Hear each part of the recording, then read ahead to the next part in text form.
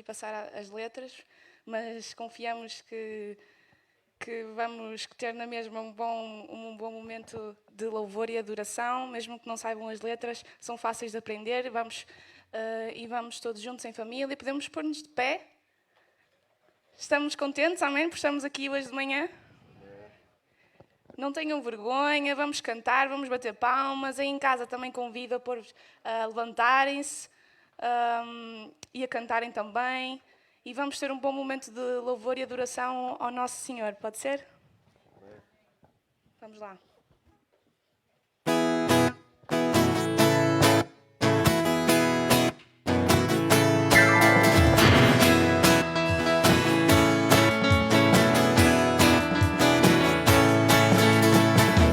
Eu sei que salvo estou, seu sangue me libertou. Creio sim,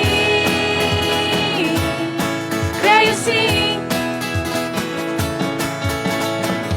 Toda a culpa Ele levou, toda a dor na cruz suportou. Creio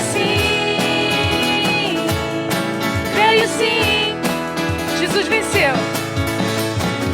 Jesus venceu, sou vitória, proclamarei o meu Redentor. Viva para sempre, o meu Redentor. Viva para sempre. Eu sei que salvo estou, seu sangue me libertou. Creio sim, creio sim.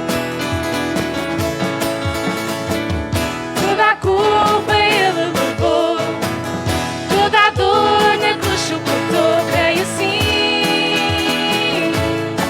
creio sim. Jesus venceu, sua vitória proclamarei o meu Redentor. Viva para sempre, o meu Redentor. Viva para sempre, o meu Redentor. Viva para sempre, o meu Redentor. Viva para sempre. Me restaurou, me libertou. Com gozo louvarei seu nome, seu reino anunciará. Quero ver as palmas. O meu Redentor vive para sempre. O meu Redentor vive para sempre. O meu Redentor vive para sempre. O meu Redentor vive para sempre. O meu Redentor vive para sempre. O meu Redentor vive para Mais uma vez. o meu Redentor vive para sempre. O meu Redentor vive para sempre. Podemos dar uma salva de palmas ao nosso Deus. Amém. O nosso Deus, nós louvamos a um Deus vivo e que vive para sempre. Amém? Podemos, com todas as prevenções, olhar para a pessoa ao lado e dizer que o nosso Redentor vive para sempre. Pode ser? Com alegria.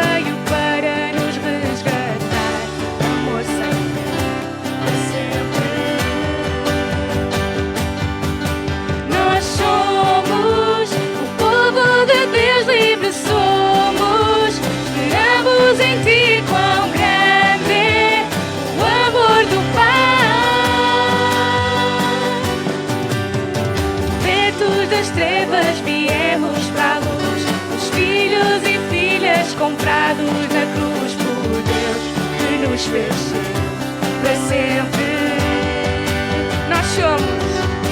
Nós somos o povo de Deus, livre somos. Esperamos em Ti, quão grande é o amor do Pai. Nós somos o povo de Deus, livre somos. Esperamos em Ti, quão grande é o amor do Pai. É a canção dos redimidos, dos resgatados por Jesus, comprados por um alto preço, por amor, por amor. E quando o Pai nos chamar para perante o trono estar, para sempre iremos cantar. Por amor, por amor.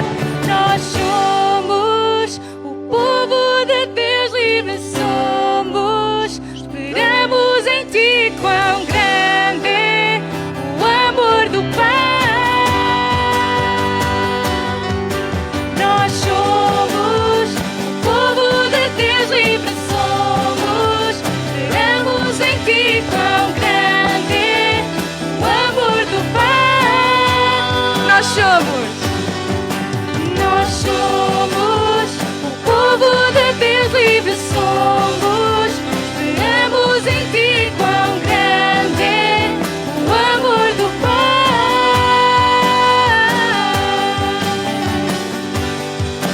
Uma salva de palmas, amém.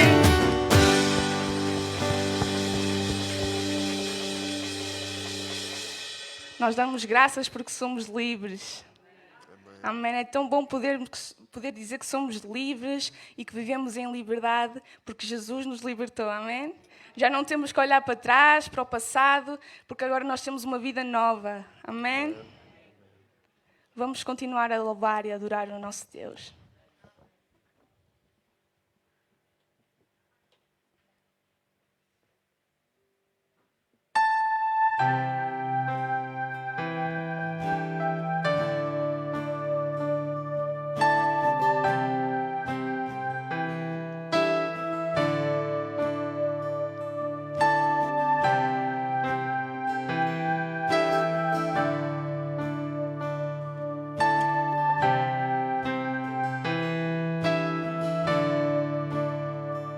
Espinhos sua coroa foi, em glória se tornou, prostrado nossos pés lavou, hoje a seus pés estou.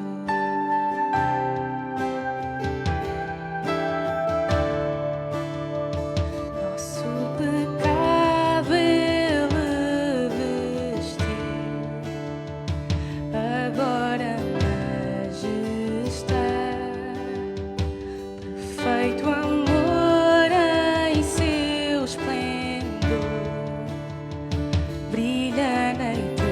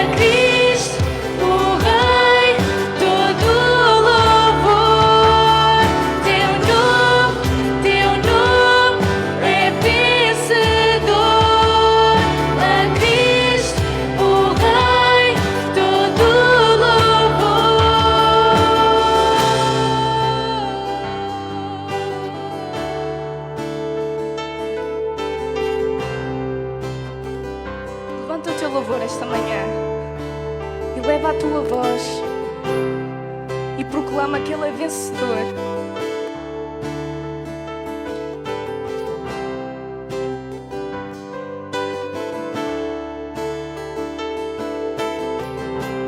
Da derrota me erguerei pelo Espírito de Deus. Me sinto a ressurgir no Rei que ressurgiu. Ganho vida no Teu nome e declaro és vencedor. Me sinto a ressurgir no Rei que ressurgiu. Da derrota me erguerei pelo Espírito de Deus. Me sinto a ressurgir no Rei que ressurgiu. Ganho vida no Teu nome e declaro és vencedor.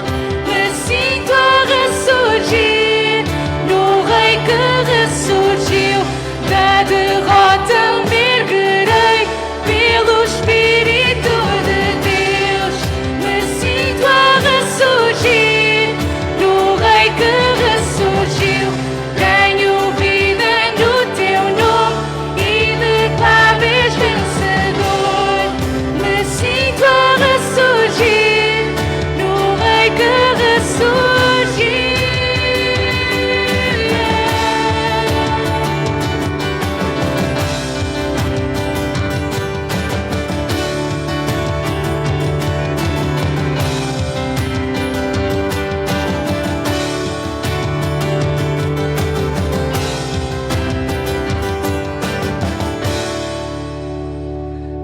Guardado em vão sepulcro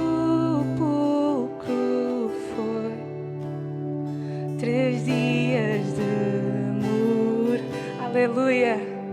A sepultura vaga está, Deus Pai assalta, Deus Pai assalta.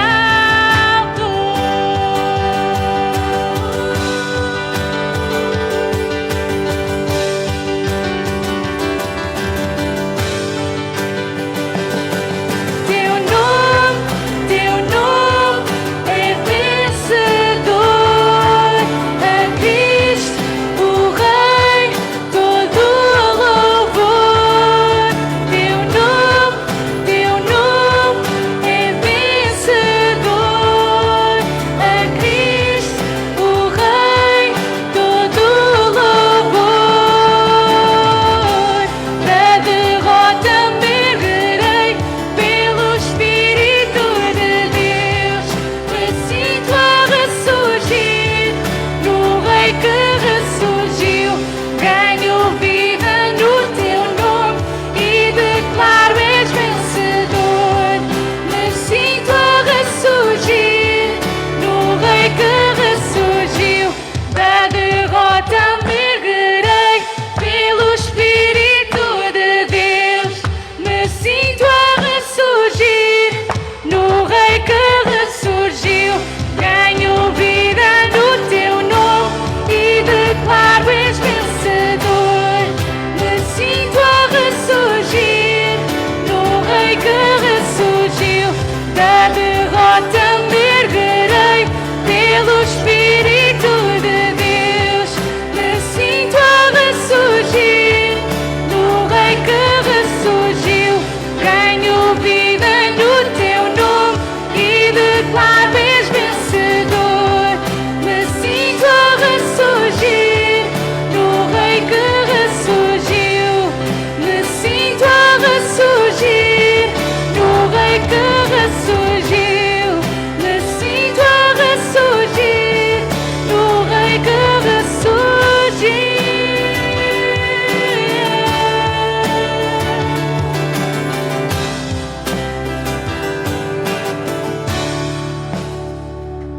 Amém, Senhor. Todo o nosso louvor é para Ti, Senhor. Todo o nosso louvor e adoração é para Ti. Nós queremos Te exaltar, Senhor. Nós queremos Te exaltar esta manhã, Senhor, porque Tu és o único vencedor, Senhor. Tu venceste a morte, Senhor, para que nós possamos estar aqui vivos, Senhor. Obrigado, Senhor, Tu tens sido tão bom para nós, Senhor. Tu tens sido tão bom para nós, Senhor.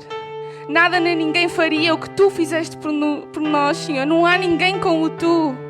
Obrigado por teres feito aquilo que Tu fizeste, por teres pagado o preço, Senhor, naquela cruz, Senhor. Tu naquela cruz, Senhor, Tu estavas na cruz e Tu pensaste em nós.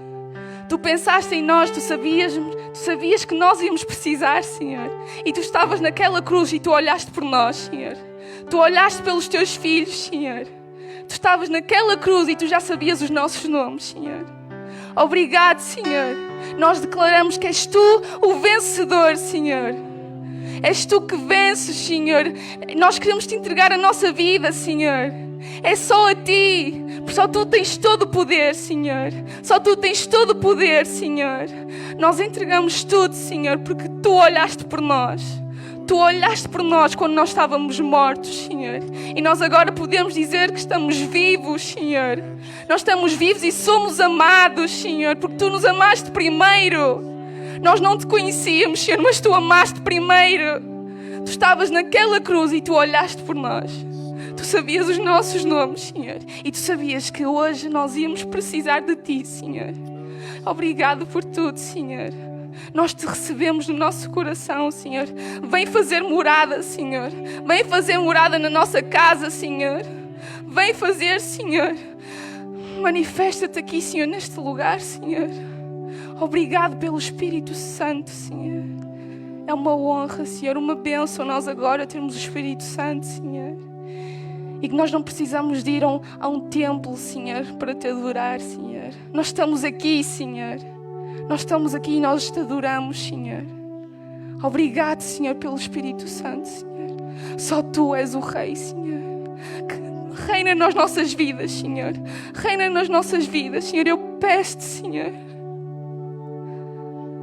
Continua a olhar por nós, Senhor. Continua, mesmo que quando nós nos desviamos, Senhor, vem nos puxar, Senhor.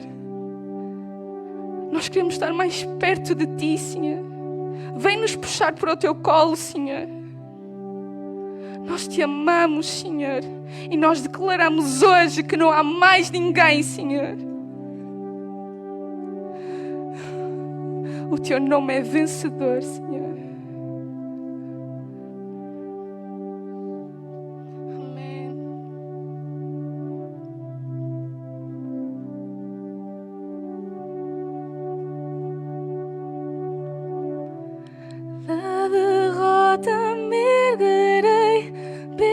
Espírito de Deus, me sinto a ressurgir no Rei que ressurgiu.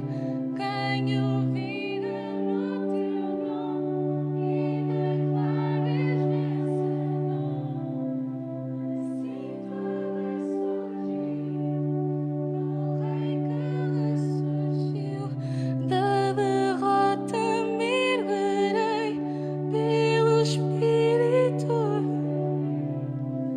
Me sinto a ressurgir no Rei que ressurgiu. Ganho vida no Teu nome e declaro és vencedor. Me sinto a ressurgir no Rei que ressurgiu.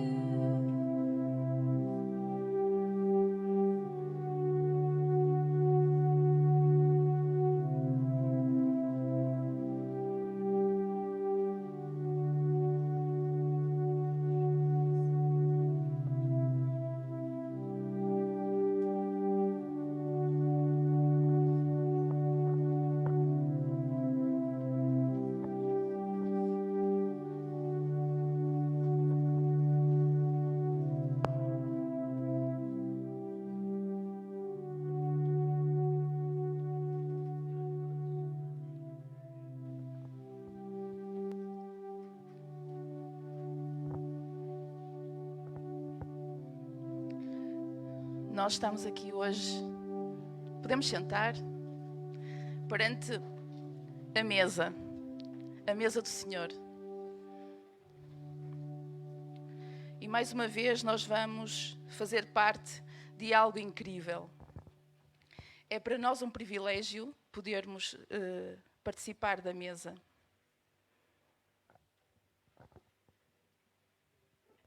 É um privilégio, ainda que muitos possamos pensar que é um ritual que se repete muitas vezes na nossa vida. A ceia, participar na ceia é mais que um ritual.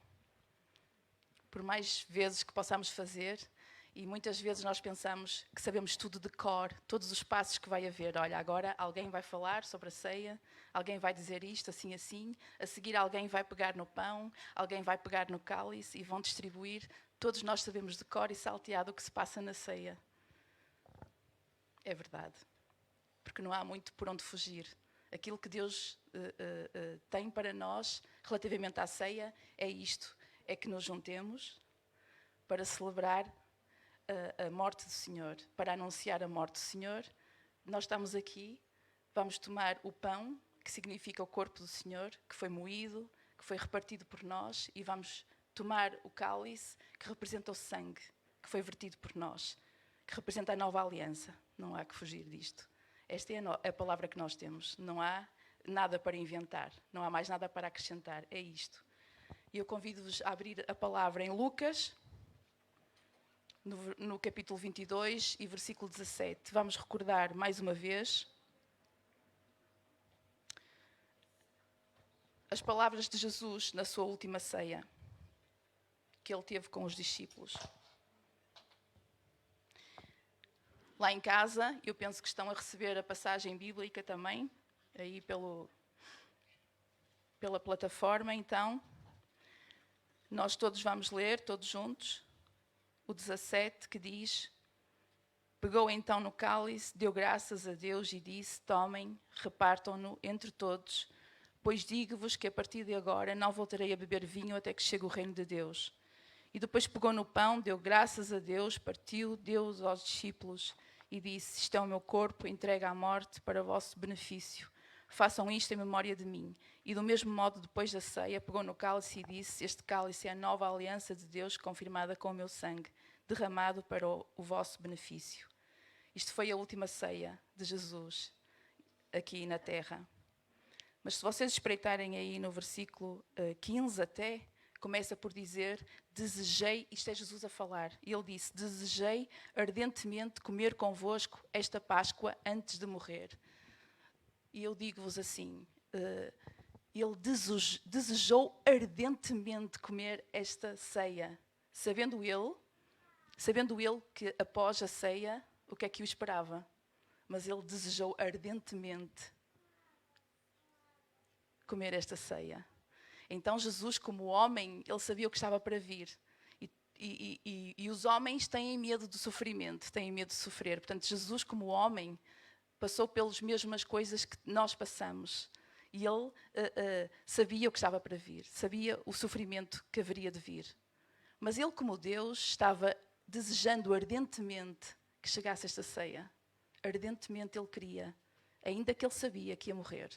Ele desejava ardentemente, porque isto era o culminar do plano de Deus para a salvação do homem. E Jesus desejava isto com todas as forças do seu ser. Completar o plano da salvação para que nós fôssemos salvos.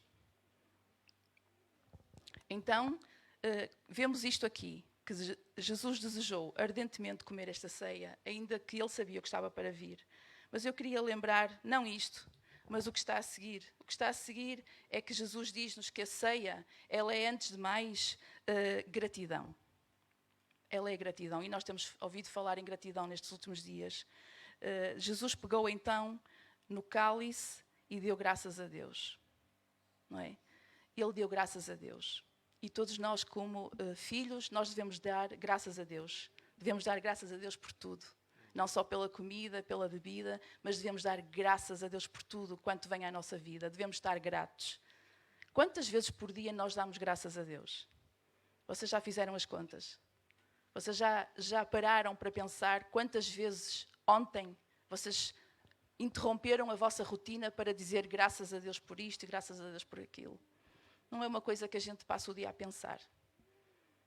E tantas coisas acontecem ao longo do dia connosco que nós deveríamos parar naquele exato momento e dizer graças a Deus por isto. E graças a Deus por aquilo, não é?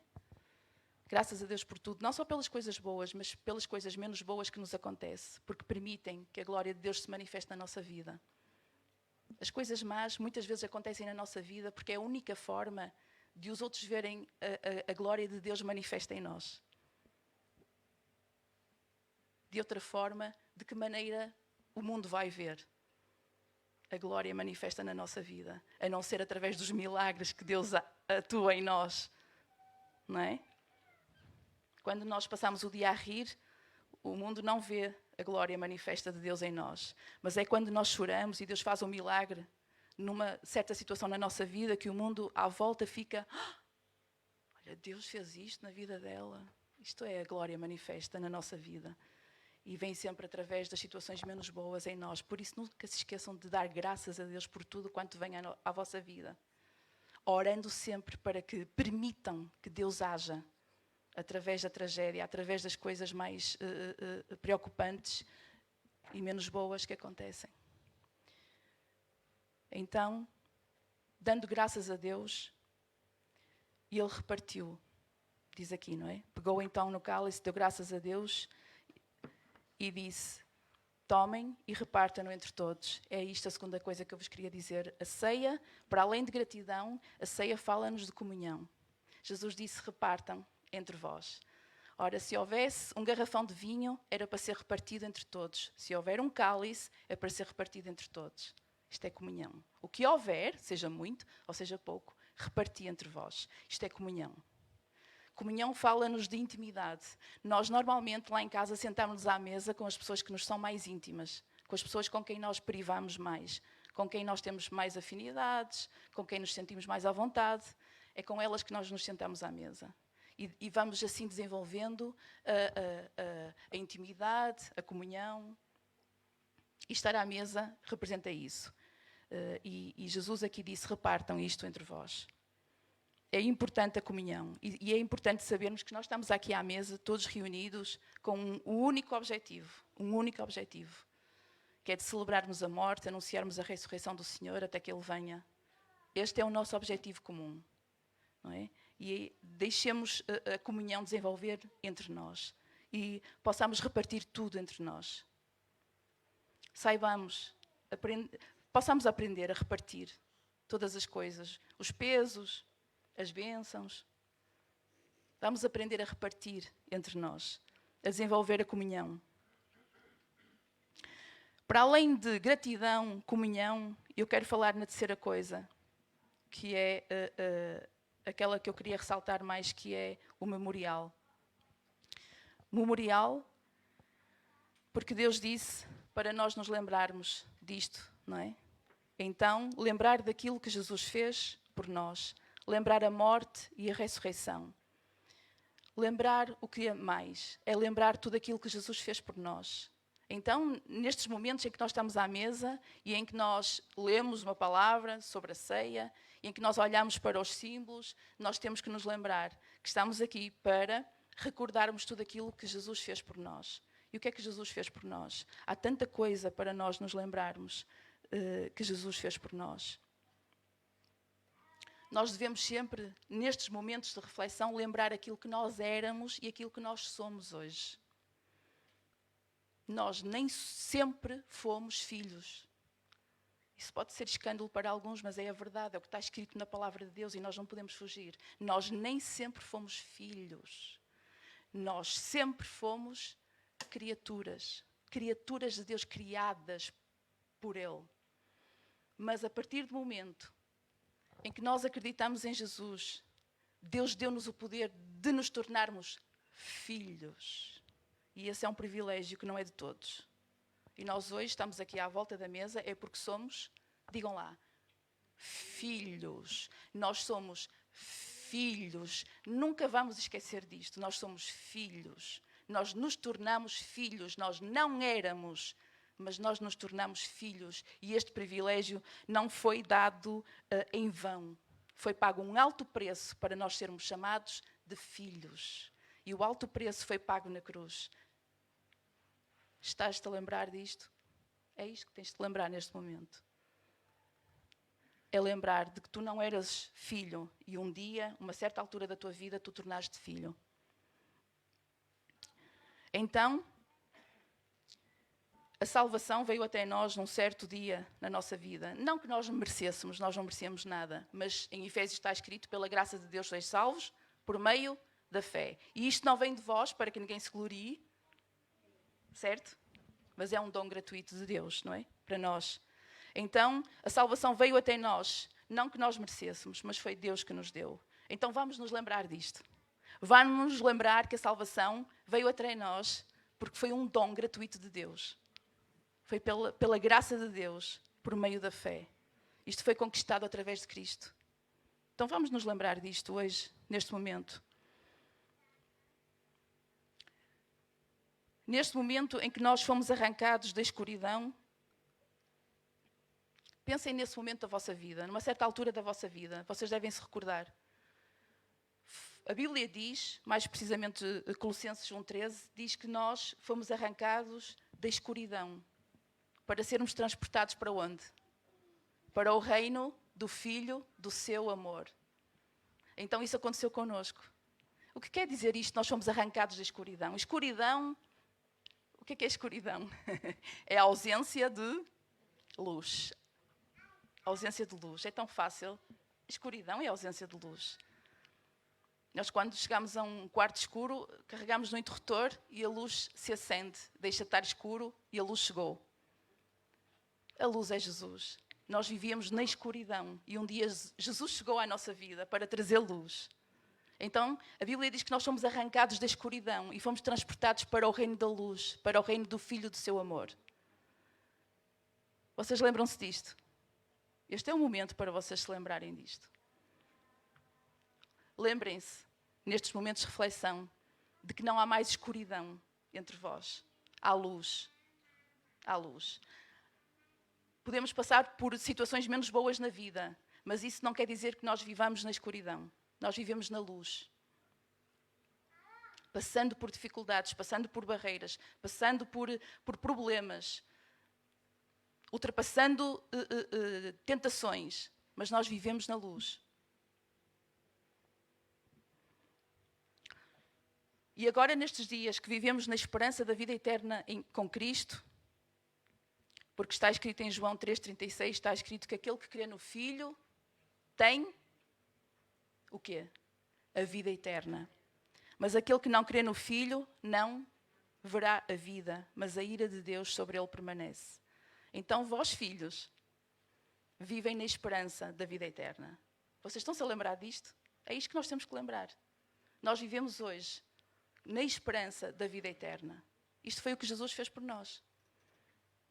Então desejemos a partir de hoje, sempre, todos os dias, estar perto deste nosso Salvador, que veio para nos salvar. Vamos nos lembrar todos os dias daquilo que Cristo fez por nós. Mas agora em Efésios também diz, mas agora em Cristo Jesus, vós que antes estáveis longe, já pelo sangue de Cristo chegastes perto. Nós vivemos perto agora de Cristo. Vocês estão-se a lembrar disto? Desejem isto todos os dias, estar perto de Cristo, viver perto de Cristo, andar perto de Cristo, sentir Cristo na nossa vida, fazer o que Cristo quer que façamos, pensar aquilo que Cristo quer que pensemos, seguir a Cristo. É isto que Ele quer de nós. Estamos nós a pensar nisto, é a ceia, vamos pensar nisto sempre que estivermos reunidos, para comermos o pão e bebermos o vinho. É isto aquilo que Deus quer de nós. Este memorial de tudo quanto Cristo fez por nós. E eu me regozijo sempre que tenho este privilégio de comer o pão e de beber o vinho. Porque sempre recordo aquilo que eu era e aquilo que eu sou. Eu sou filha. Eu não me esqueço disto nunca. Eu sou filha. Eu sou filha.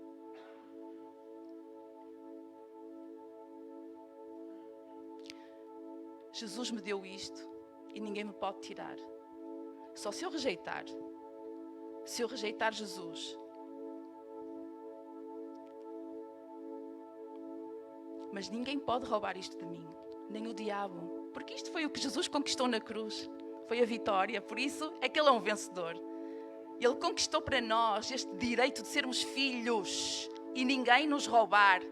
O diabo não pode mais nos roubar, porque Ele venceu o diabo, Ele venceu a morte, Ele venceu o mundo naquela cruz. Quem pode nos roubar? Quem pode nos roubar? Ninguém. Quem pode nos separar do amor de Cristo? Quem pode? A vida, a morte, a profundidade, a altura, a largura? Quem? Os anjos, as potestades? Quem? Quem é?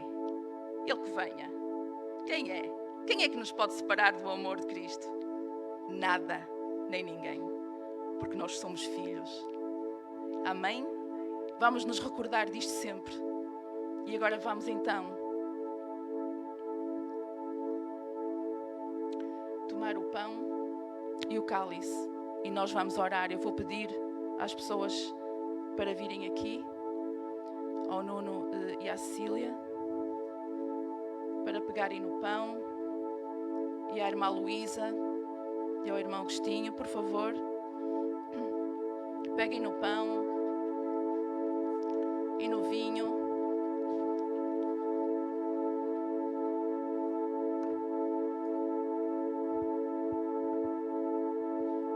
E nós vamos orar.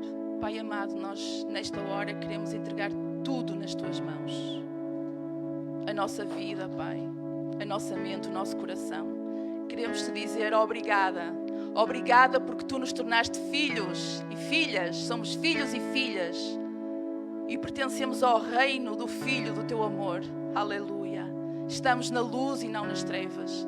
Nós Te louvamos e Te adoramos. E nesta hora que nos preparamos para recordar tudo isto, Senhor, para tomar o pão e beber o cálice, para cumprir aquilo que Tu nos pediste, nós queremos Te louvar e Te honrar nesta manhã, Senhor, e Te dizer obrigada por tudo. Obrigada por este pão que representa o Teu corpo, que foi moído por nós, e obrigada pelo vinho que representa o Teu sangue, que foi vertido por nós. E isto é a nova aliança que nós vivemos hoje. Vivemos uma nova aliança, Pai, graças ao Teu grande plano de salvação. E nós queremos nos lembrar disto sempre, sempre, até que venhas nos buscar. Porque vivemos na esperança de uma vida eterna contigo, e é isso que nos alimenta cada dia, até chegarmos ao culminar da nossa vida aqui, Senhor, e estarmos para sempre contigo. Glória ao Teu nome. Aleluia. Te damos graças por tudo, em nome de Jesus. Amém.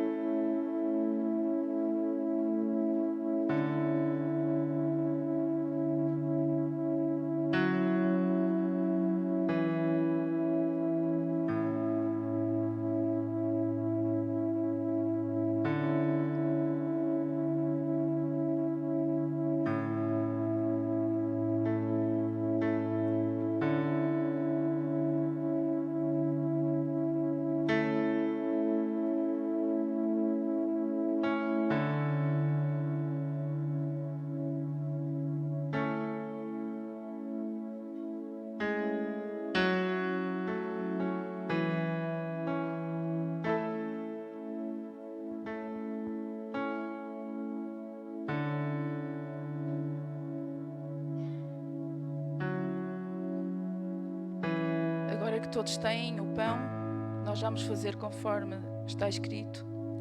Depois pegou no pão, deu graças a Deus, partiu e deu aos discípulos e disse: isto é o meu corpo, entregue à morte para o vosso benefício. Façam isto em memória de mim. E nós vamos pegar no pão e vamos comer.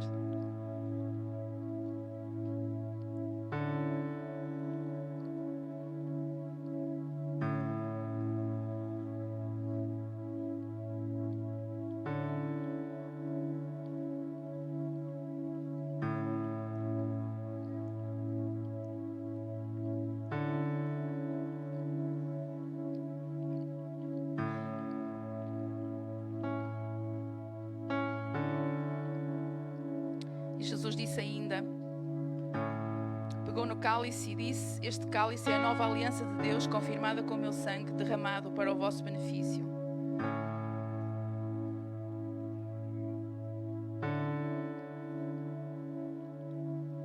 Glória ao teu nome, Senhor.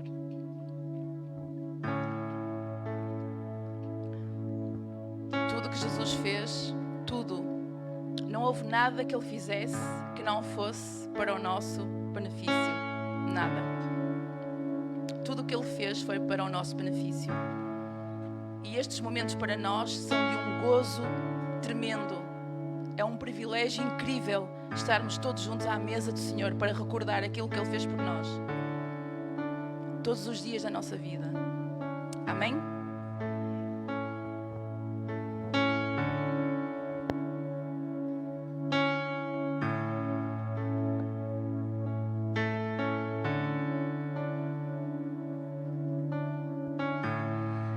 És meu desejo,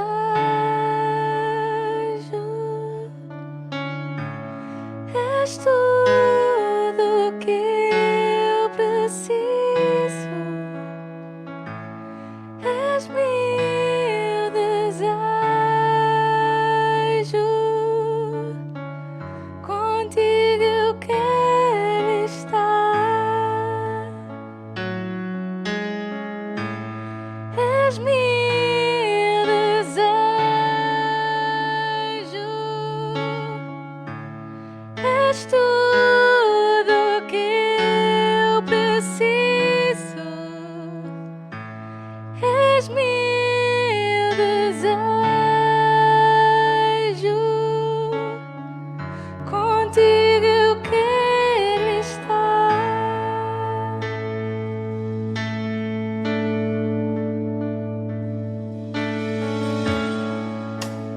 Perto quero estar,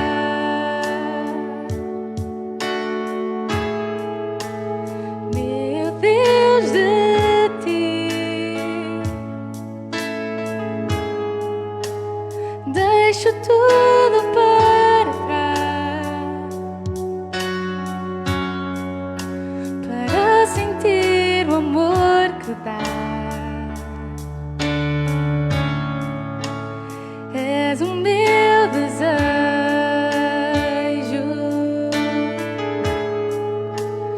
não há como tu, não há. Ninguém se compara a ti, que traz amor e paz sem fim. Perto quero estar, meu Deus, de ti.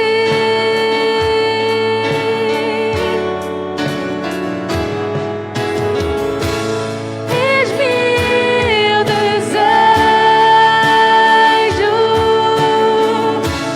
és tudo que eu preciso, és meu desejo, contigo eu quero estar.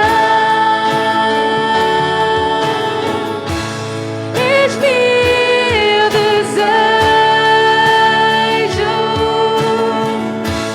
és tudo que eu preciso, és meu desejo,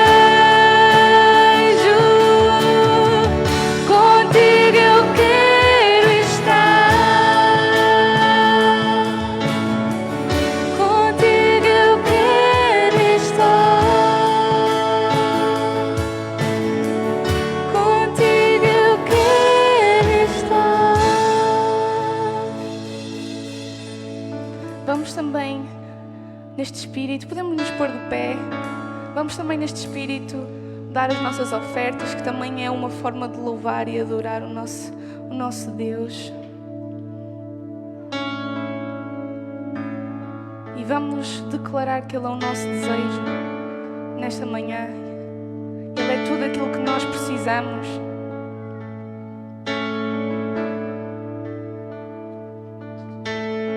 faltar alguma coisa, nós sabemos que o nosso Deus é um Deus de provisão e que nada nos vai faltar. Porque Ele é tudo aquilo que nós precisamos.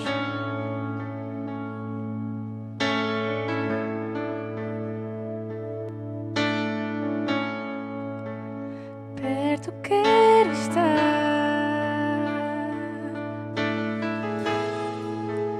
meu Deus, de ti.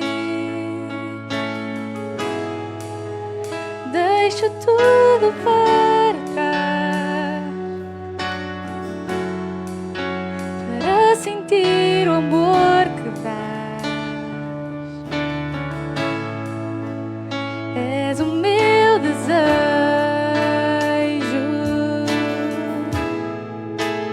Não há como tu, não há. Ninguém se compara a ti, que traz amor e paz sem fim. Perto quero estar, meu Deus, de ti.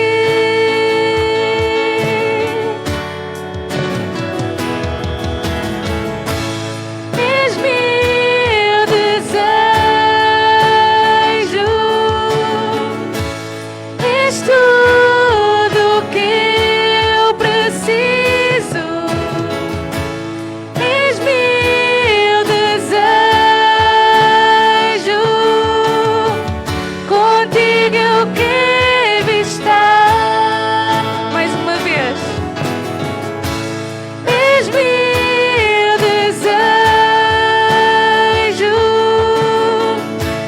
és tudo que eu preciso. És meu desejo, contigo eu quero estar. Contigo eu quero estar. Contigo eu quero estar. Podemos dar uma salva de palmas ao nosso Deus.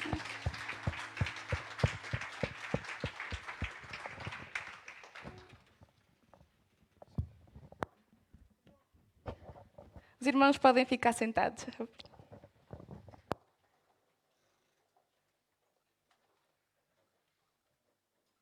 Bom dia a todos. Prazer estarmos reunidos. Já demos as boas-vindas àquele que interessa mais, né? O que faz Deus sentir-se em casa é um coração puro, né? É um coração contrito, um coração que entende a sua necessidade, um coração que depende de Deus. Isso é que faz Deus sentir-se em casa. E eu creio que Deus tem falado aos nossos corações no sentido também de nos impulsionar em direção à semelhança de Cristo, né? Em direção à semelhança de Cristo, porque é isso que interessa, né? Nós a cada dia sermos mais parecidos com Jesus, não pelo nosso esforço religioso, porque nós assim não vamos lá, por muito esforço que façamos nunca vamos conseguir. Tem que ser a operação sobrenatural de Deus em nós, tem que ser Deus a fazer, né? Tem que ser Deus a fazer. E agora vamos dar as boas-vindas também a quem nos visita, né? Temos uma família que está connosco pela primeira vez, né? A família Nunes. São muito bem-vindos a estar connosco. Vamos ficar de pé e dar uma salva de palmas a Deus pela vida dos nossos irmãos. É a hospitalidade do Norte.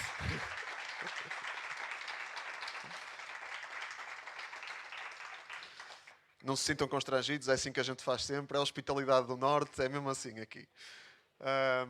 E são todos bem-vindos, também quem está aí em casa. Não sei se há alguém pela primeira vez também em casa. Se houver, sinta-se em casa, online, não é mais difícil. Eu gostava de fazer alguns anúncios. Gostava de dizer que nós temos no próximo sábado encontro de senhoras e encontro de homens. Senhoras às 15, homens às 19.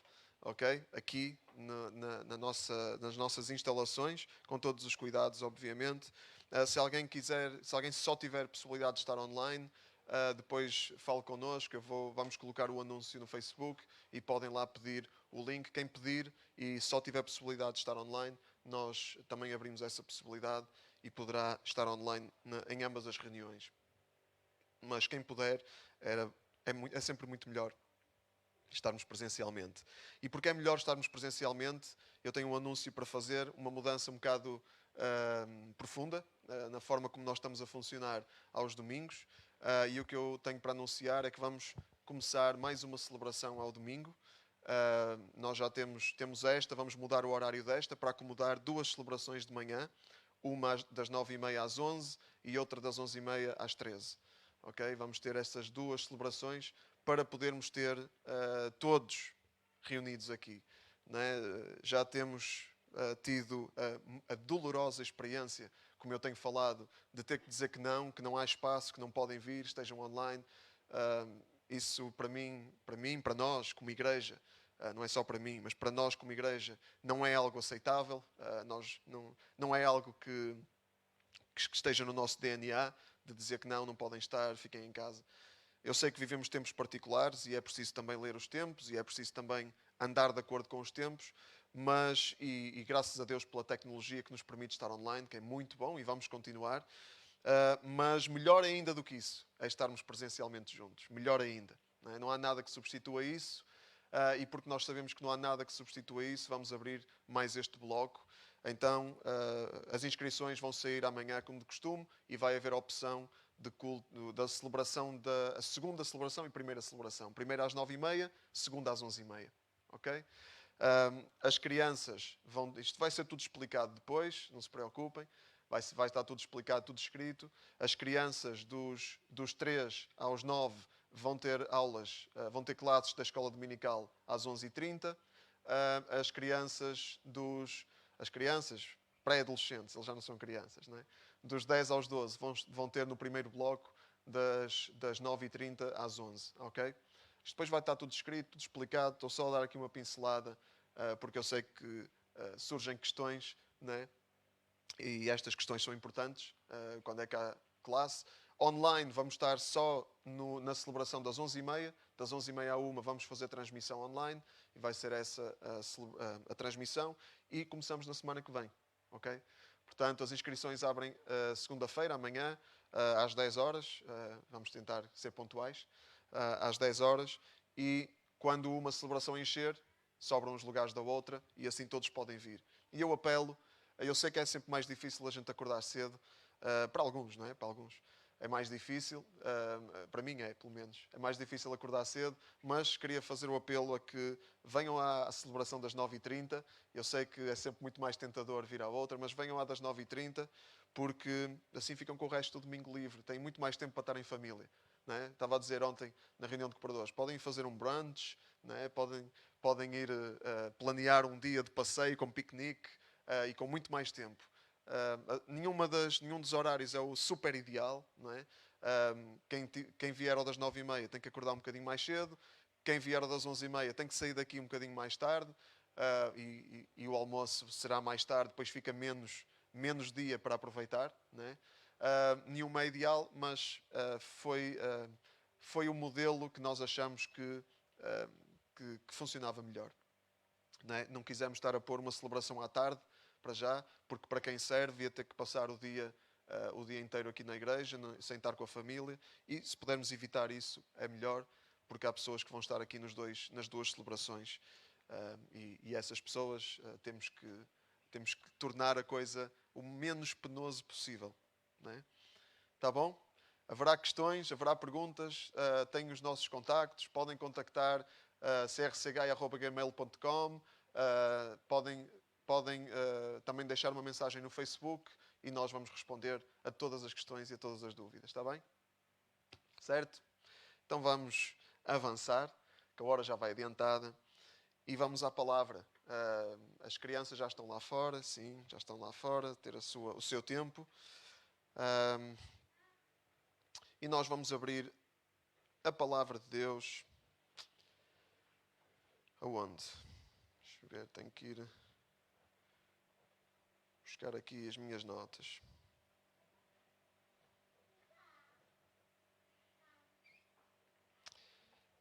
Vamos abrir a palavra de Deus em Marcos. Vamos a Marcos. Marcos 12.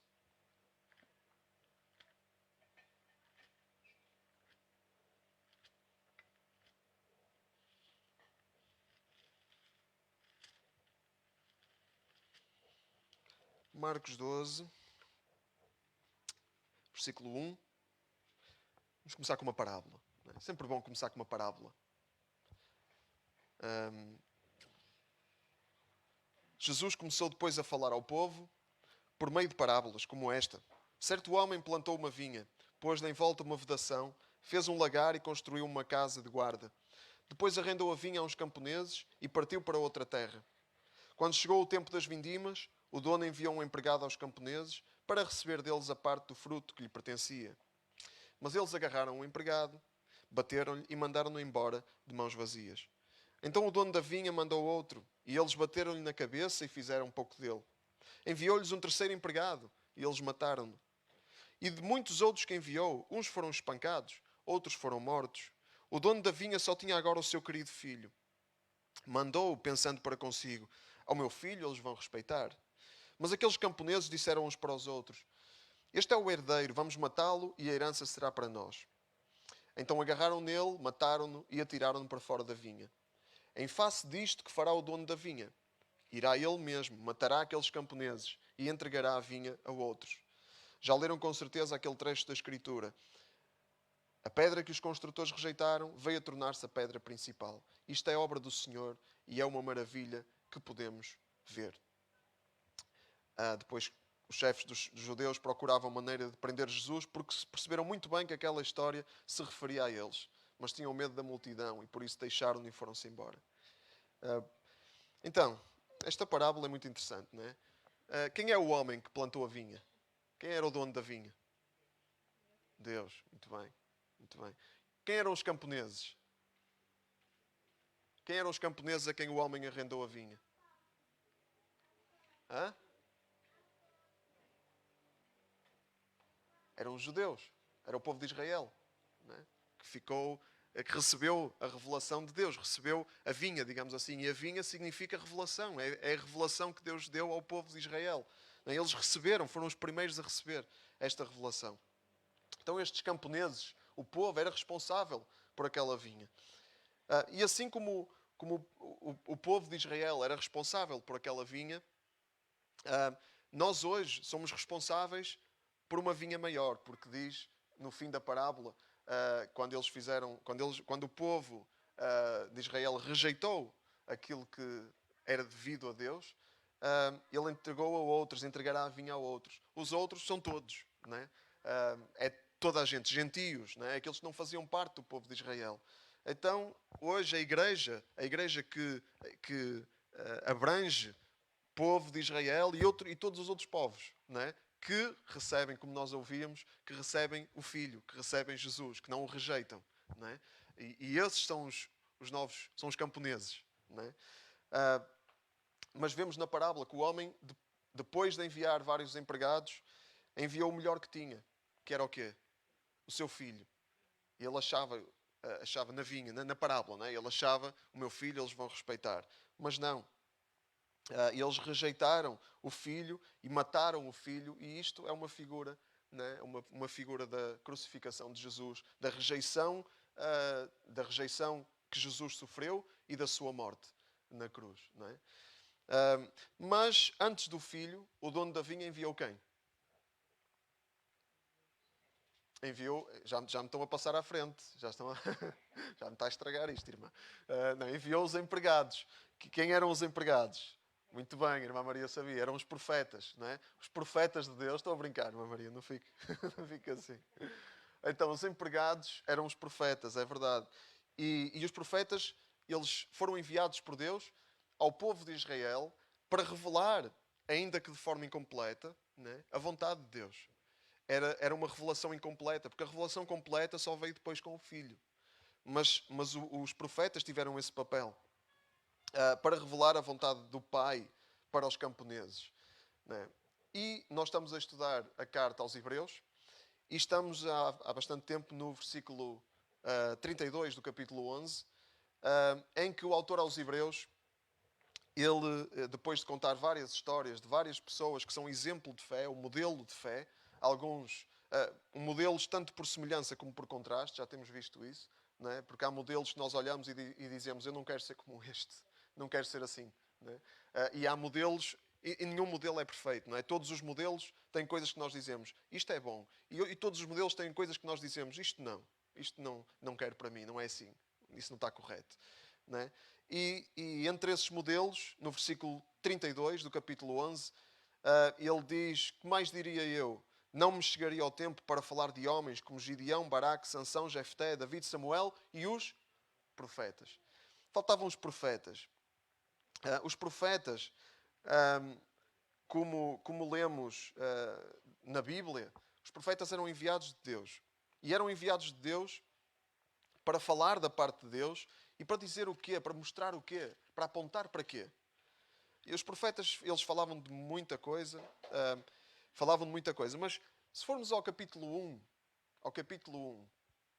de Hebreus, da carta aos Hebreus, vamos recordar que já vamos na 43ª pregação sobre Hebreus. Sei, está a ser exagerado, eu sei. Ainda estou a aprender. Não é? Capítulo 1 de Hebreus diz assim: nos tempos antigos, Deus falou muitas vezes e de muitas maneiras aos nossos antepassados pelos profetas. Mas agora que o fim está perto, falou-nos por meio do seu Filho. Então Deus falou pelos profetas e falou o que tinha que falar, no tempo que tinha que falar, mas a revelação completa de quem Deus é pelo Filho.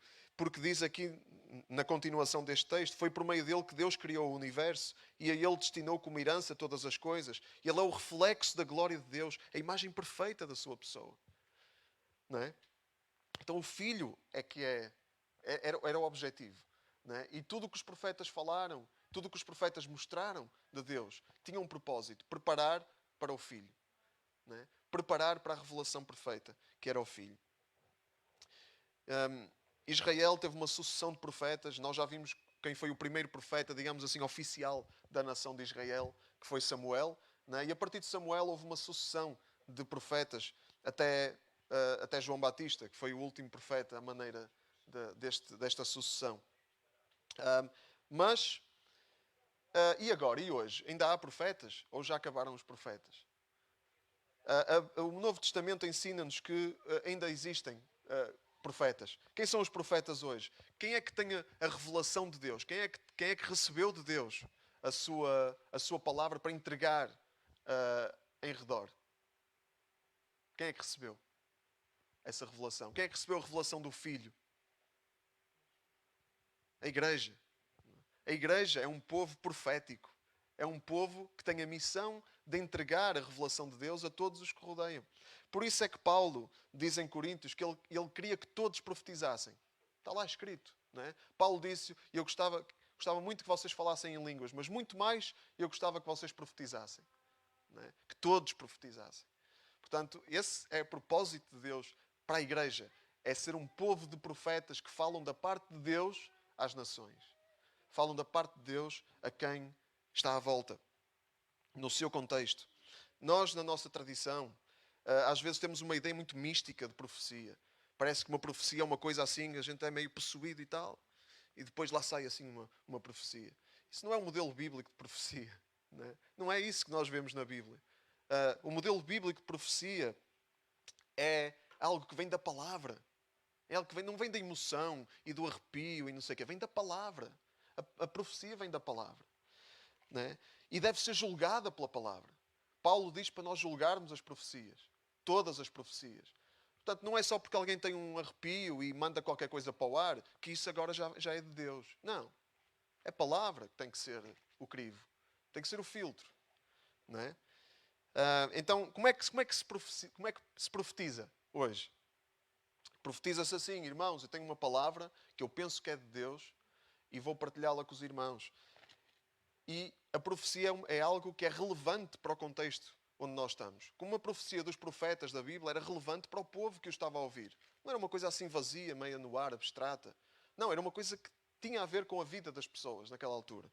Nós hoje podemos profetizar, por exemplo, assim, irmãos, eu tenho uma palavra, é uma palavra que está em 1 de João, que diz que o perfeito amor lança fora o medo, lança fora todo o medo do castigo de Deus. Então não temos que ter medo de Deus, e sabemos que Deus vai cuidar de nós. E nestes tempos de pandemia, nós podemos ter paz, porque sabemos que Deus vai cuidar de nós e não temos que ter medo dele. Isto é uma profecia para os dias de hoje. Isto é profecia, ok? E nós vamos ver o quê? Vamos ver se o texto diz mesmo isso. Se aquilo que foi falado está mesmo no texto. Assim é que se faz. Este é o modelo bíblico, não é? Mas nós hoje vamos aprender um pouco com quem sabe e vamos ver 3 características dos profetas, que são características que devem ser nossas no caminho da fé. Não é? No caminho da fé, Deus chama profetas. Deus chama-te a ti e chama-me a mim para sermos profetas e falarmos da parte dele às nações. Amém?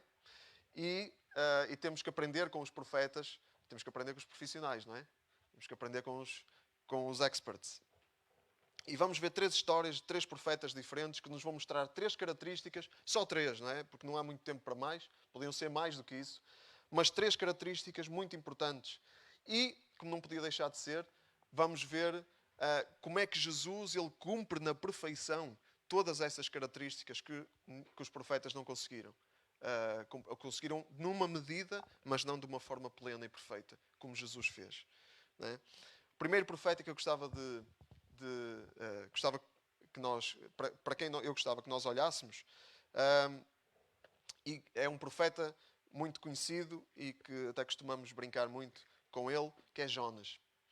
E em Jonas, podemos ir já para o livro de Jonas, está ali mais para o fim do Velho Testamento. Jonas. E vamos ver com Jonas uma característica dos profetas, que é o chamado. Os profetas são chamados por Deus. Vamos ver como é que Jonas nos mostra isto do chamado. Quando eu encontrar, que também não está fácil. Já soube os profetas menores de cor. Agora já não sei. Jonas, Miqueias, Naúma, Abacuque. Sei, mas não... está aqui. Okay. É depois de Obadias. Está bem. Obadias, Jonas, capítulo 1. Vamos ler aqui do versículo 1 ao 4. Um dia o Senhor deu a Jonas, filho de Amitai, a seguinte ordem. Anda, vai a Ninive, a grande cidade, e avisa os seus habitantes que eu tenho conhecimento do mal que têm feito. Mas Jonas decidiu fugir para longe de Deus, indo para Tarsis. Dirigiu-se a Jafa, onde encontrou um barco que ia para Tarsis. Pagou a passagem, entrou no barco para seguir com os seus tripulantes para Tarsis, fugindo do Senhor. Podemos aprender muito com Jonas. Principalmente quem nós somos, porque nós também somos Jonas, não é? Somos todos Jonas. Mas sobre o chamado, a primeira coisa que vemos aqui sobre o chamado é que Deus chamou o profeta para quê? Chamou o profeta para ter um iate, não é? E uma casa com piscina, não é? Para ter uma vida assim mesmo à maneira, desafogada, com muita prosperidade financeira. Chamou o profeta para isso? Não. Chamou o profeta para ir à grande cidade, ir à cidade, ir a Ninive e avisar os habitantes que Deus, Ele não está a dormir. Ele tem conhecimento do mal que eles tinham feito. Não é? Portanto, o chamado de Deus é para os outros. O chamado de Deus é para a cidade. O chamado de Deus é para o contexto onde nós estamos. O chamado de Deus não é para uma vida totalmente de mar de rosas, desafogada e cheia de prosperidade, necessariamente. Até pode ser. Para alguns, para poucos. Não é? Mas o chamado de Deus é para os outros. Sempre para os outros. E se eu tenho muito, o chamado de Deus para mim é abençoar os outros. É para isso. Então Deus chamou Jonas para dar ao povo de Nínive uma oportunidade de arrependimento, para avisá-los que a destruição vinha aí. Depois o povo arrependeu-se. Se nós lermos o resto do livro, o povo de Nínive arrependeu-se. A cidade depois acabaria por cair mesmo, não é? Passados 150 anos, mais ou menos. A cidade caiu mesmo. Mas naquela altura o povo arrependeu-se e a cidade não foi destruída. Mas vemos então que Deus chamou o profeta para os outros, para falar à cidade, para falar ao povo. Mas Jonas não queria ir. Ele odiava o povo de Nínive. Odiava o império assírio, que era um império dominante na altura. Um império que oprimia os povos na região, como qualquer povo dominante na altura oprimia. Não é? E Jonas detestava aquele povo. Era um povo pagão, tinha práticas abomináveis, completamente contrárias ao Deus da Bíblia. Então ele detestava aquilo, ele não queria ir. E então fugiu de Deus, lembrou-se de fugir de Deus. E nós podemos aprender muito com isto. Deus não nos chama necessariamente para fazermos aquilo que nos apaixona. Muitas vezes achamos que aquilo que andamos a pensar, o que é que eu posso fazer, qual é a minha vocação? E achamos que a nossa vocação é aquilo que nos apaixona. Pode ser, pode não ser. O chamado de Deus pode não ser para fazeres aquilo que te apaixona. Pode ser para fazeres aquilo que não gostas muito, mas tem que ser feito numa determinada altura. É isso mesmo. Sei que isto é muito contrário à nossa cultura. A nossa cultura, não desistas dos teus sonhos. Sonha e vai atrás. Não te preocupes. Não desistas. Os teus sonhos. Mas aqui Deus chama-nos para os seus sonhos. Deus chama-nos aqui para o seu plano. Deus chama os seus profetas para a sua vontade. Não para realizarem todos os seus sonhos. Necessariamente. Pela graça de Deus, muitos dos nossos sonhos se realizam. Não é? Porque Deus é bom e Ele ama e Ele quer abençoar também. Mas, atenção, isto não é obrigatório. Deus não é obrigado a fazer isso. Não é obrigado a fazer isso. Portanto, é isto. O chamado de Deus é isto. O chamado de Deus não é necessariamente para fazer aquilo que nos apaixona, e o chamado de Deus não é para o nosso conforto. É para os outros. Okay? E outra coisa. Quem lê o resto do livro sabe que Jonas, ele teve mesmo que ir. Teve mesmo que ir. Deus não respeitou muito o livre-arbítrio de Jonas, não é? O livre-arbítrio não é sagrado. Não é um valor absoluto. O livre-arbítrio é aquilo que Deus diz que é. Deus não tem compromisso. Deus não tem um compromisso final com o nosso livre-arbítrio. Ele dá-nos alguma margem, mas quando nós nos dispomos a ser profetas, o nosso livre-arbítrio passa para o segundo plano. Queres obedecer ou não queres? Queres obedecer ou não queres? Porque a obediência é fácil quando é agradável e quando a gente gosta, não é? Mas quando não é agradável, como é que vai ser? É para obedecer ou não é? Ou é para ter livre-arbítrio? Nós, quando decidimos ser profetas, abdicamos do nosso livre-arbítrio. Não é a nossa vontade, é a vontade de Deus que conta. E Deus, Ele leva-nos pela nossa palavra. Não é? Nós dizemos, eu quero obedecer, eu quero ser teu, Senhor. Quero obedecer. Ah, é? Então está bem. Então eu não te vou deixar em paz enquanto tu não fizeres a minha vontade, diz Deus. Esta é uma profecia também. Não é? É verdade. Jesus é o maior exemplo disto. O maior exemplo disto. Não é? Alguém se lembra das palavras de Jesus antes de ser preso e depois ir à cruz? A sua oração ao Pai?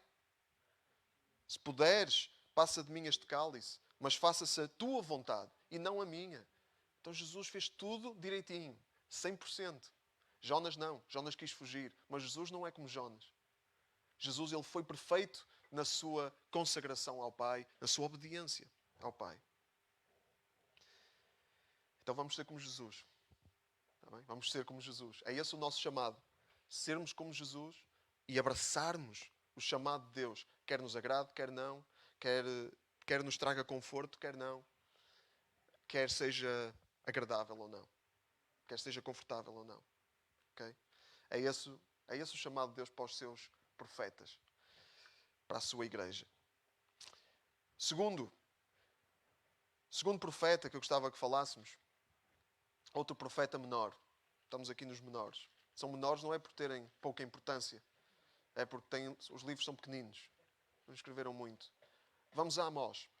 Profeta Amós.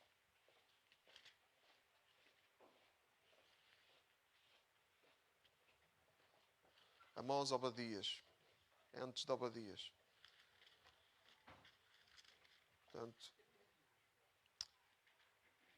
antes de Obadias. Sim? Sim. Exato. Obadias é depois. Seguir a Joel. Exato. Profeta muito, muito, muito fixe. Joel. Então, Amós, no capítulo 2, já vimos o chamado de Deus. Vamos ver em Amós o compromisso. O compromisso do profeta. 2:6, vamos ler capítulo 2, versículo 6. Se lermos aqui, o profeta Amós fala da parte de Deus sobre muitas nações. Muitas nações. Fala também de Israel.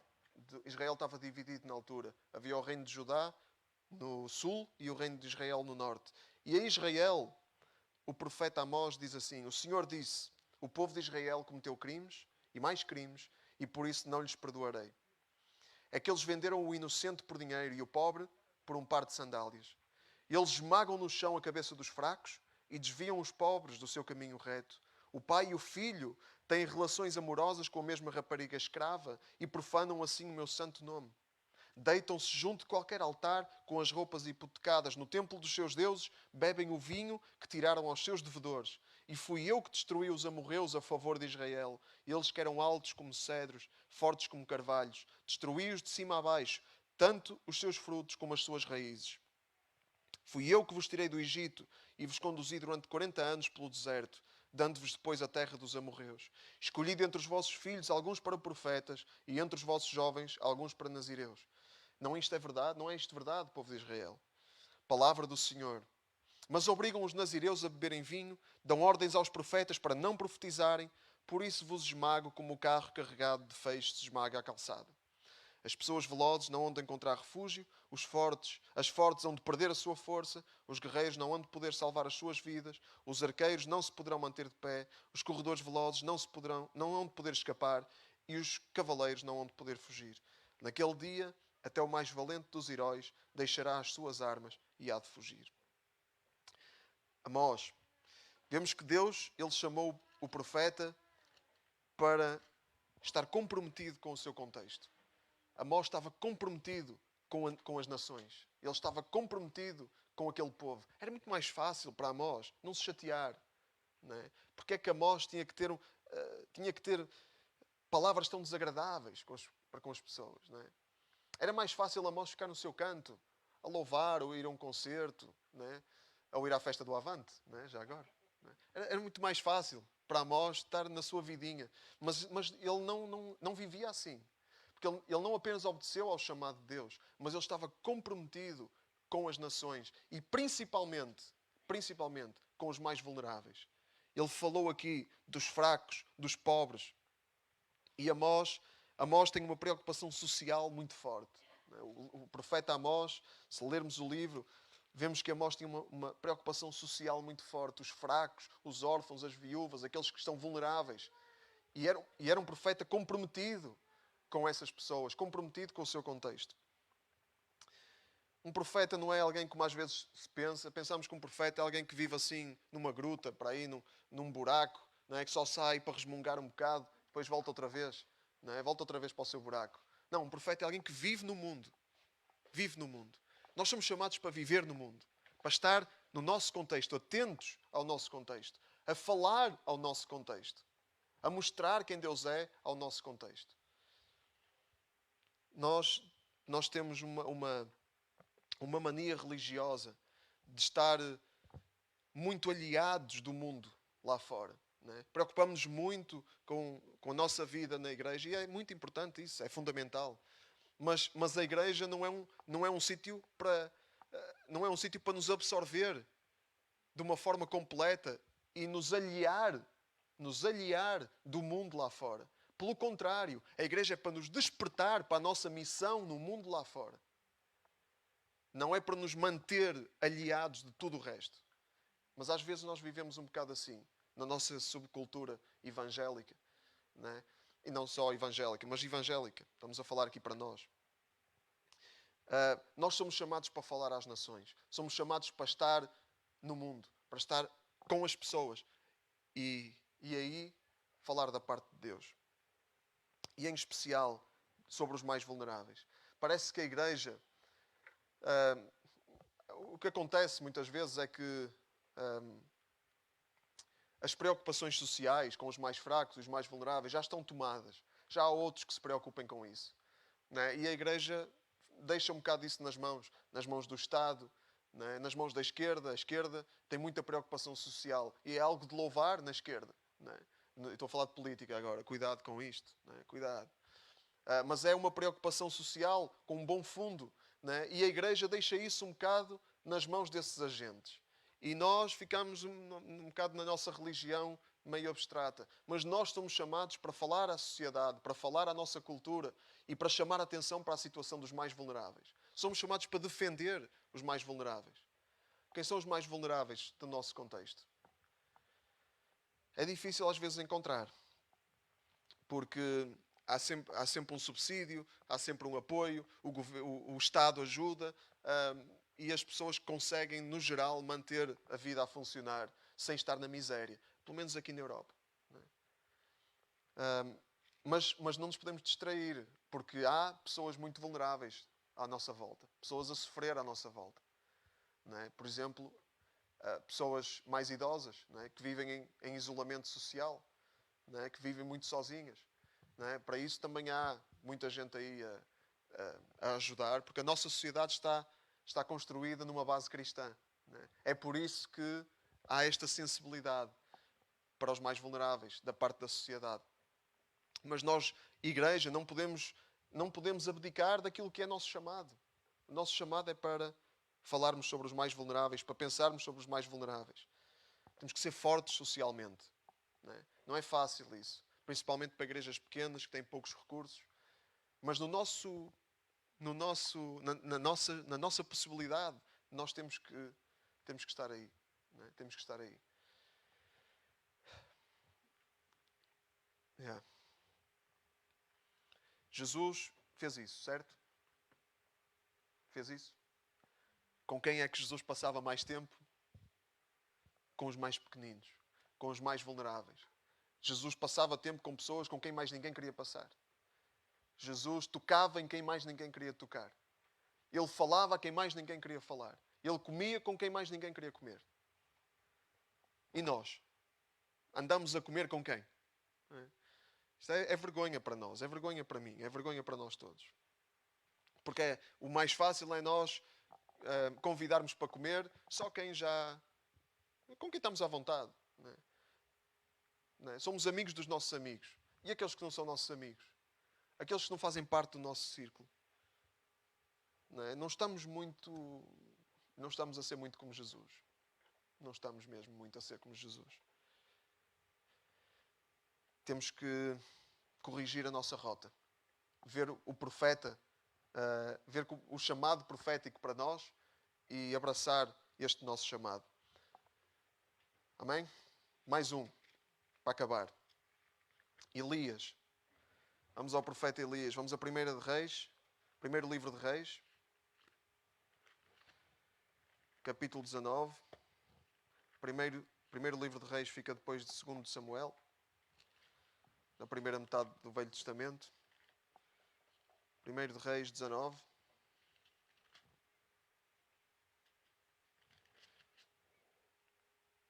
Vamos ler do 1 ao 10. O rei Acabe contou a Jezabel, sua mulher, tudo o que Elias tinha feito e como tinha dado a morte a todos os profetas de Baal. Então, Jezabel mandou um mensageiro dizer a Elias: que os deuses me castiguem. Desculpem. Não era aqui que eu queria ler. Ou era?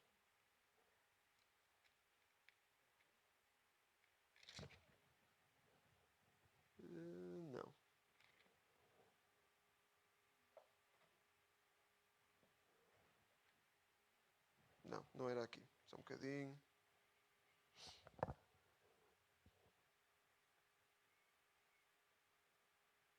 Abençoado Google.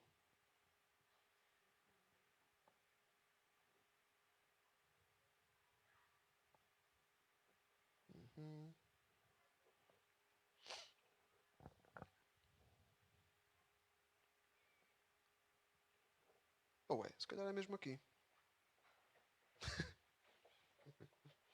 É aqui mesmo, desculpem. Desculpem.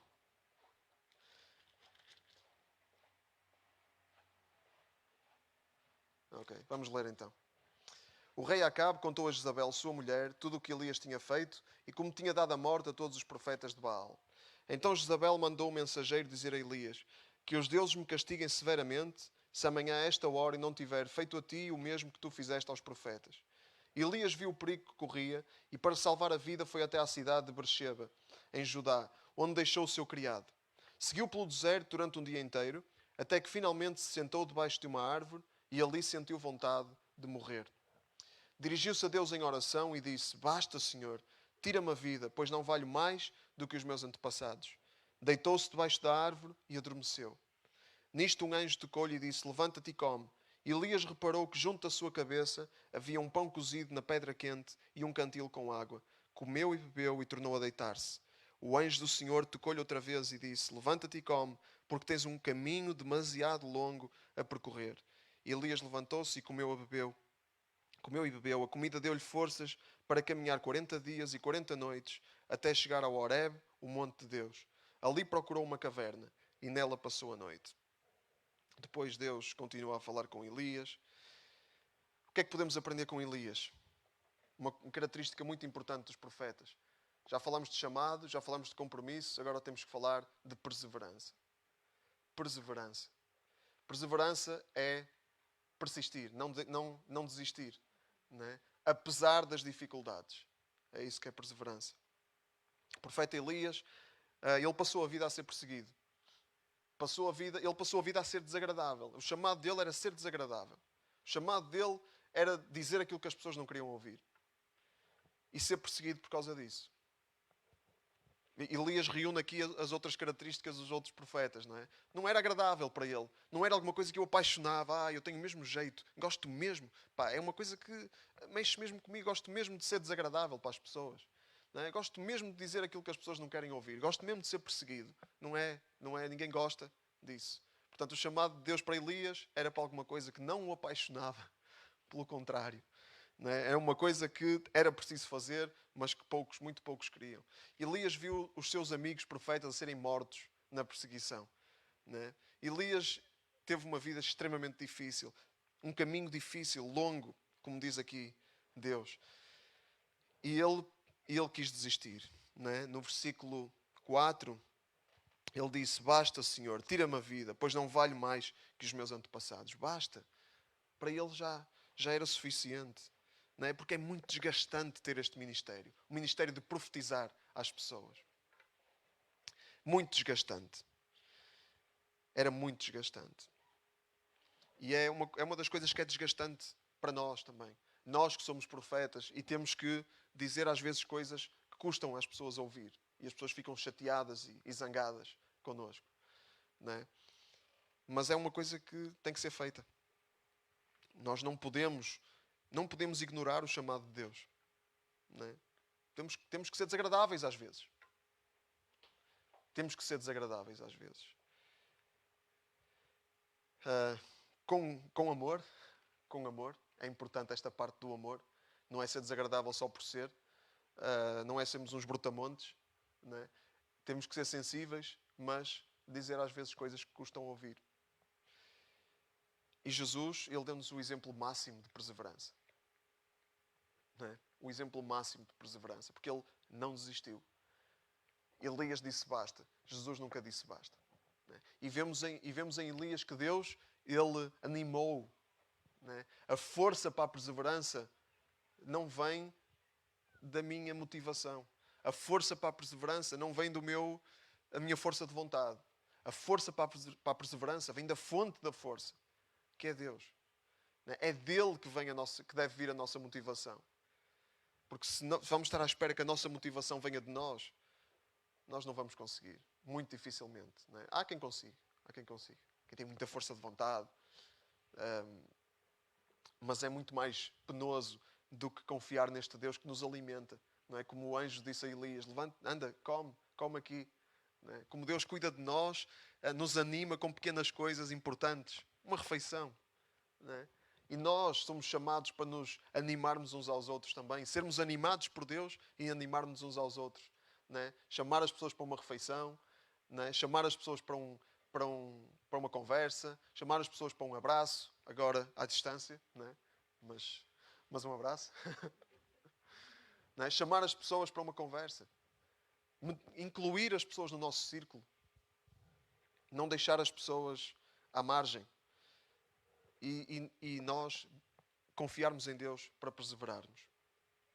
Jesus fez isso. Jesus foi até ao fim, cumpriu a sua missão até ao fim, ele não desistiu, foi até à cruz e a sua missão não era nada agradável, era muito desagradável, super desagradável, mas ele foi até ao fim. E esse é o nosso exemplo, é essa a nossa inspiração, é essa a nossa motivação. Que como o nosso mestre, ele sofreu na missão que Deus lhe confiou, mas levou até ao fim, nós somos chamados também para isso. Para sofrer na nossa missão, porque vai haver sofrimento, há sacrifício, mas é para ir até ao fim. É para ir até ao fim. E temos Deus connosco, que nos dá a força que nós precisamos, que nos alimenta a cada dia. Amém? Vamos obedecer ao chamado de Deus? Vamos ser profetas? Estamos nessa? Então vamos ficar de pé. E vamos orar, porque é esta a fonte. É este o canal para nós recebermos força de Deus. É passarmos tempo em oração.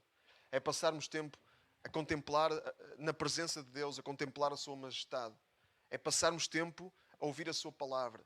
É passarmos tempo a ler a sua palavra.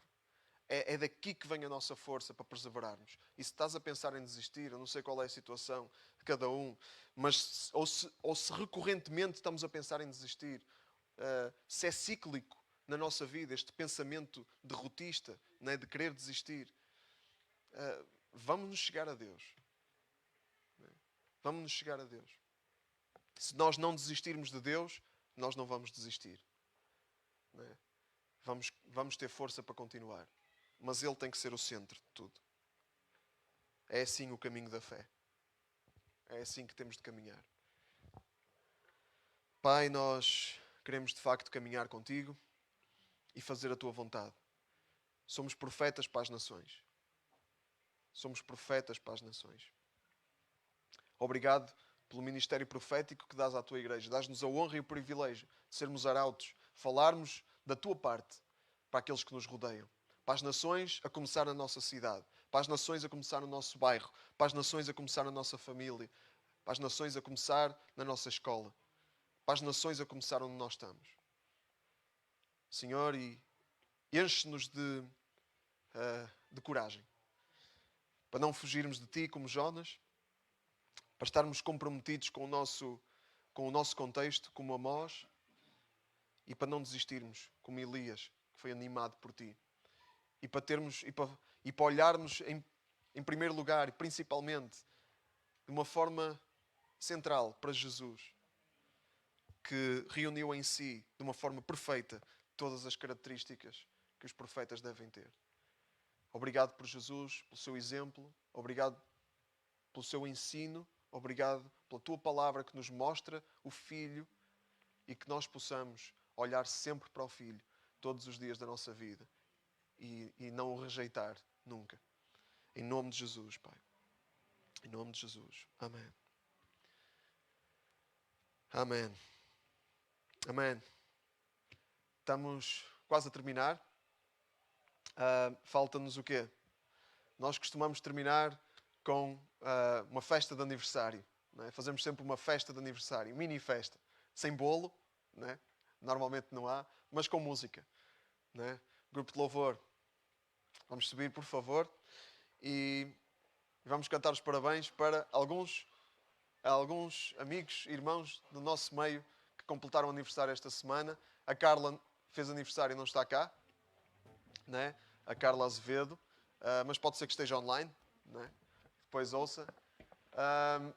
A nossa querida irmã Luísa também fez aniversário, nossa irmã Luísa, e o Marcos, né? O nosso irmão Marcos fez aniversário também.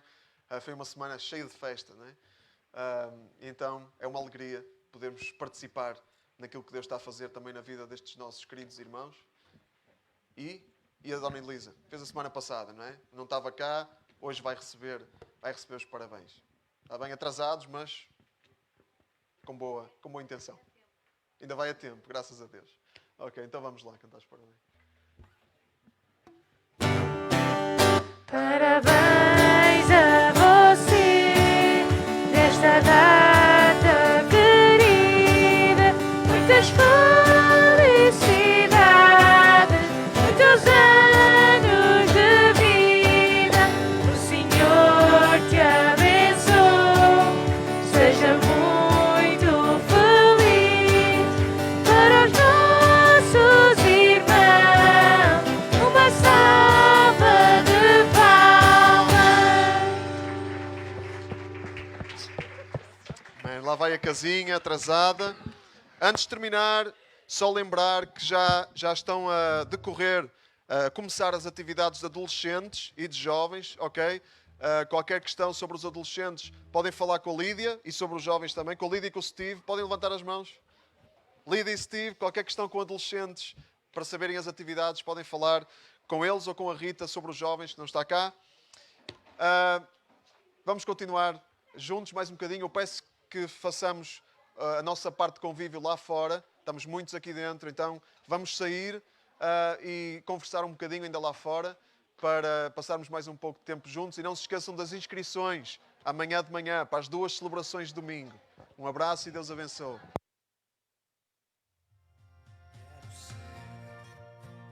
Fiel neste caminhar a dois, com amor real, sem fingir a minha fé, viver o que acredito, não falar